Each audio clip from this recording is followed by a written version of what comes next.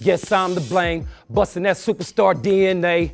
Big hit came, Hit Boy came.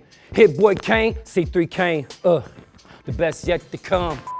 Yo, it's Hit Boy. It's Big Hit. Watch the Billboard news. Hey, it's Tetris with Billboard News, and I have the honor of being with a man that has so many hits. It's in his name. Hit Boy, man. What's up? How's it going? What's good? I'm good, man. I caught the bus in the cold before I ever touched the icy watch. Stood on my square, now these niggas want me stuck in a box. I made it through the mazes, and I'm fully with it for the chosen few I bang with. Believe me when my eyes bleed, all I see is them trees, keys, all the cheese. Let's talk about this Grammy nomination. Your 11th nomination, Producer of the Year, non-classical. Does it hit any different on your 11th time? Man, it's crazy because I didn't expect to. I mean, I don't have no expectations when it comes to like awards and stuff like that, but just even being in the nominations, it just hit me this year just because this whole year I've been kind of focusing on things that I can control, which was my own projects, working with my dad, put out a project with Music Soul Child, so everything that was under me being nominated was mostly stuff that, I really put my heart and soul into, so it did hit different. It's my reintroduction, if you ain't heard it hit. I'm back in this bitch and I got them shook from all the turbulence. I'm on some murder shit.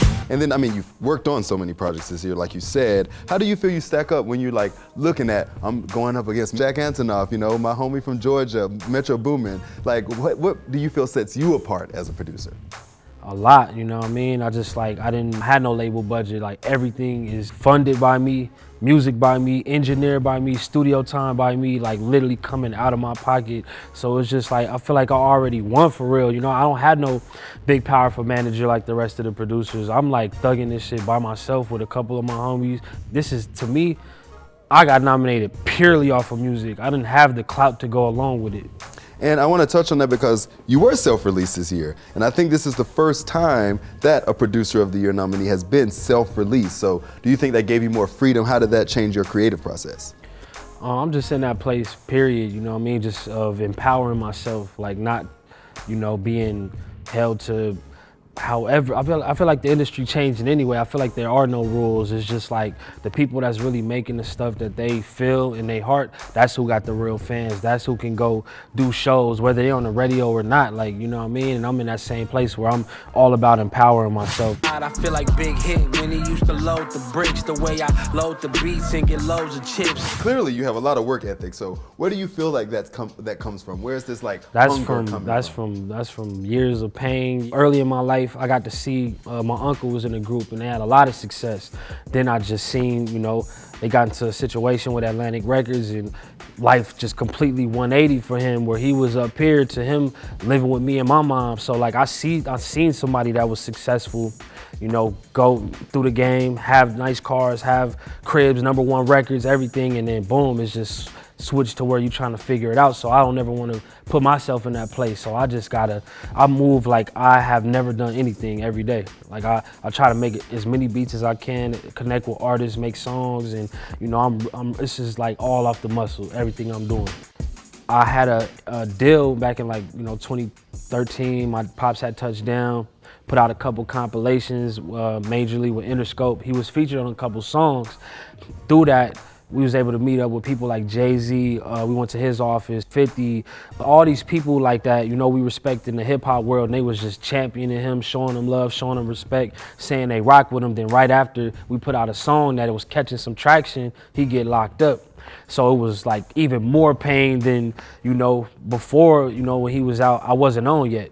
But that time when he was out, I had niggas in Paris, Click, I had a bunch of stuff popping. So I was like, we about to really create this synergy and take it to that level. Then boom, go back down for another 9 years. So that's why, people see us now. We dropped maybe 15, 16 videos this year. The black and burgundy pearl make the candy two-tone. Flawless moves in any suits with the crocodile boots.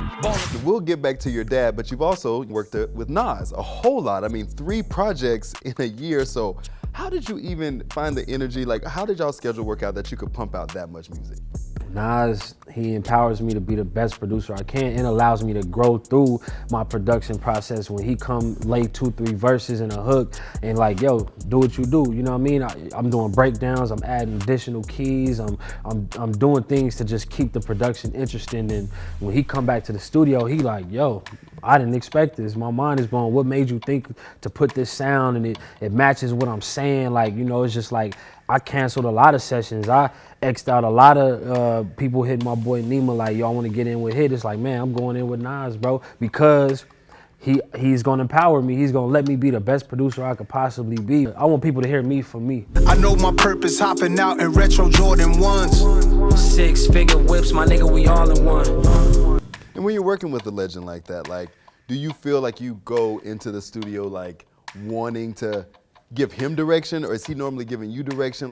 It's both. It's mutual super respect, man, like super respect. He allows me, like I said, allows me to be me and grow through this, and I allow him to be him. Like he's one of the greatest, period. So it's like, you know, I just try to keep my ear open, my eyes open, and you know, that's how you get 80 songs in 3 years. You gotta leave the ego out the room. But then Magic 3 was 2 weeks, right?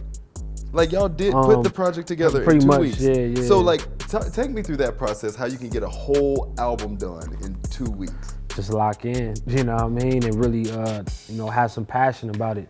We, not one of these songs was made out of like, oh, we gotta chase this sound or look at what's going on the charts or think about TikTok. Like we didn't think about nothing. We just literally thought about the music, like how ill of a rap can he write today and how ill of a beat can I make and how can we make it mesh together? And that's all it was really about. Did you sleep in the studio at that point?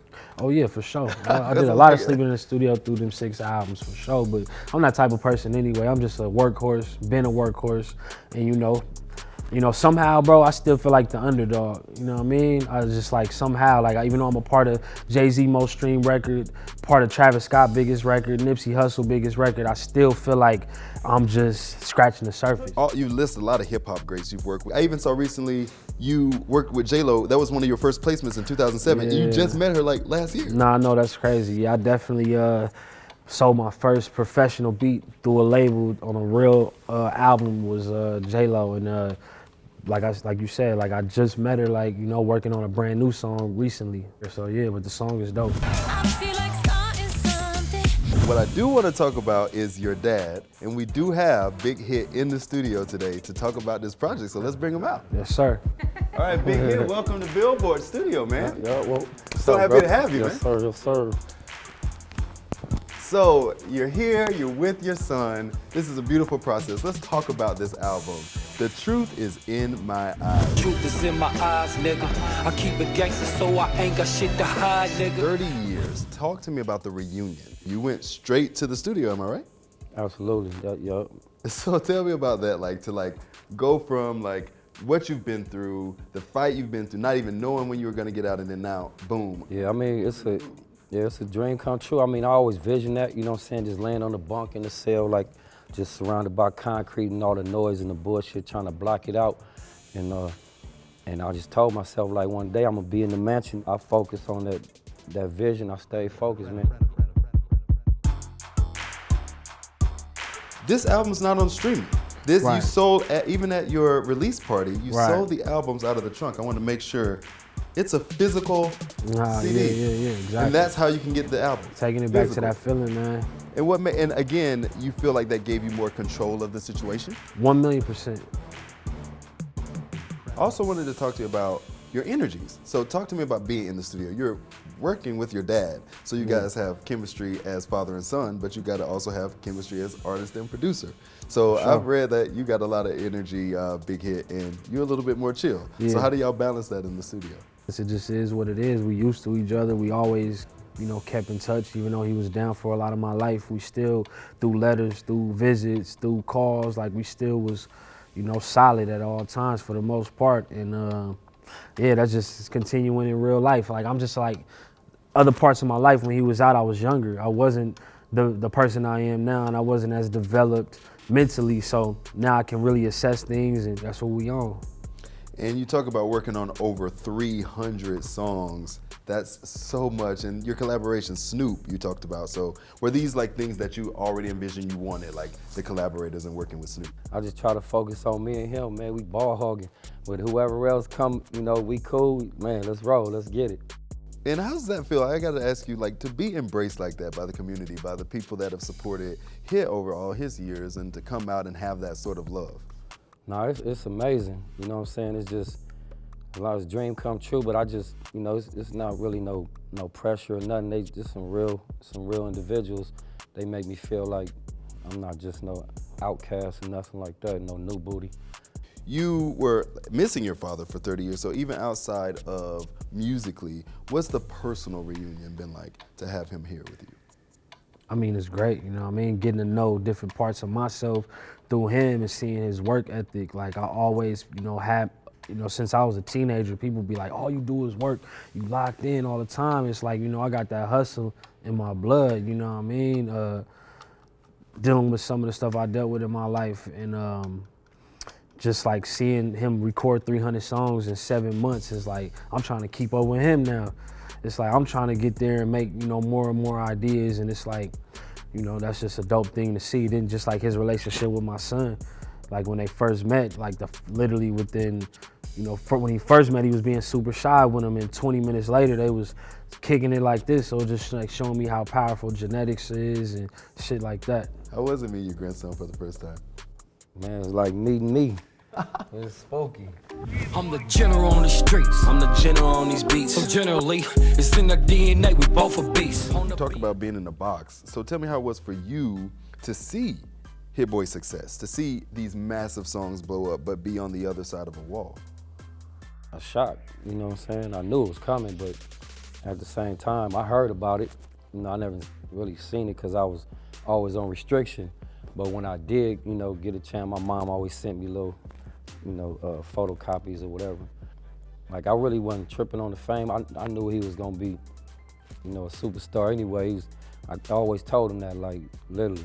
But we just try to do us, man, and focus on the music, what we creating every day or something new. Do you feel like music is a part of the healing process of all of this? It is, for sure. It's therapy, you know what I mean? Getting to know all these different parts of myself, getting to know different parts of him is literally, we building, like, rebuilding, like, you know, 30 years worth of time, like, that he's been down. And I mean, you have video from the 30 years, so tell me about, like, the video that filming yourself and sending it. What, in jail? Yeah. I mean, I was just stuck in there like months with, you know, broken toilets and, you know, just inhumane shit, man. And I just wanted to bring that to the house and show you, like, you know, what they was feeding niggas. Like, literally give me a square little 2-ounce peanut butter and an ounce jelly with one, you know, bread, nigga, for 9 years straight. That's all they give you, or bologna. You get the bologna or the peanut butter and jelly. They mind, you know, I had to drink water to kill hunger pains, so it's like literally. So I eat orange peelings, whatever, banana peelings, whatever, you know what I'm saying? Everything was tasty. Well, you've taken that inspiration, you've put it into an amazing project that you've been able to put out with your son. Now, for Billboard's audience out there that may be introduced to you right now, I think we should do some music. We want to hear what you got. You cool with that? It's cool, I ain't tripping. Let's do it. I just touched down, instant balling. Tap in, bloody ball me. All the billions balty, but the whole bid day was acting faulty. How can you fault me? I done took losses like Lot, never look back. Just bought a new loft, you might just get lost, belling through the fortress to the back. Trying to build a brick house, whole basement filled with bricks now. Next to the walls, load up the ceiling, say a prayer, they don't sniff me out. Fresh shout, flipping like a fish. I ain't got a piss in the cup every fifth. Police pull up like, what is this? Bugatti, bitch. Bulletproof tints. Bulletproof mint. Me and Hit Boy with them bulletproof hits. It's a blip. Seeing C3 run around throwing fits in that bulletproof fit. Guess I'm to blame. Busting that superstar DNA. Big Hit came, Hit Boy came. Hit Boy came, C3 came. The best yet to come. Hell yeah, man. Oh my nigga, God. Big Hit Nope, my nigga. Oh man, dude, I got chills, man. I'm so proud of you and congratulations on all of this, man. Thank you guys for coming and doing this with us. Love.